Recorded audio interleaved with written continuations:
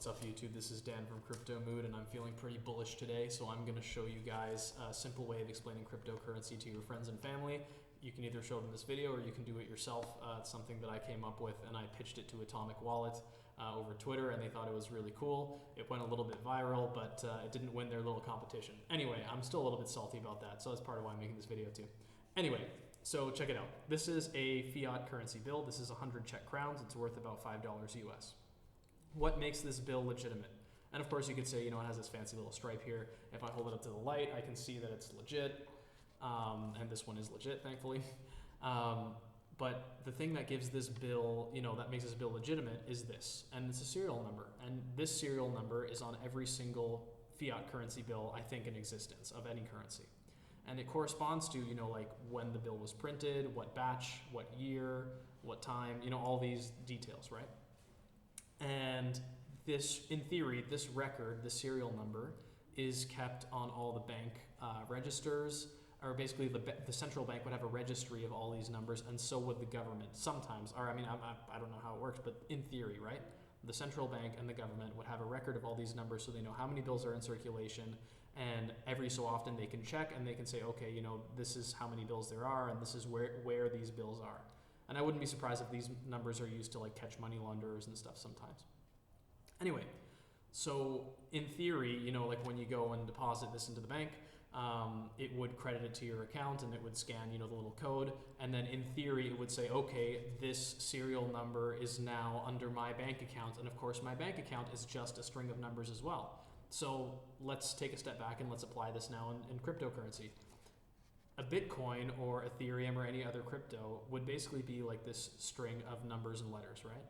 Except we don't need the physical bill. It's digital. Like that string of numbers and letters is in the computer. It's the numbers and letters without the physical bill. And the same way, when you transfer it somewhere, it gets credited to my account. And my account is also a string of letters and numbers, right? Except that in cryptocurrency, I don't have to give my personal information. So there's no name, no address, no anything attached. It's my own wallet, it's my own account, and I don't have to prove to anyone that I own it or anything like that. There's no personally identifiable information there.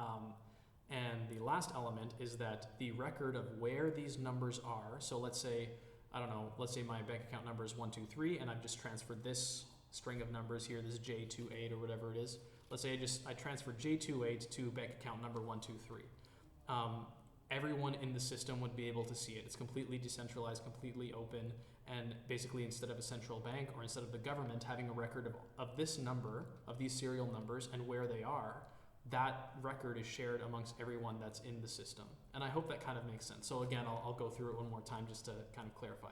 So you can literally say, cryptocurrency is like the serial number you see on the bill, except that it's without the bill.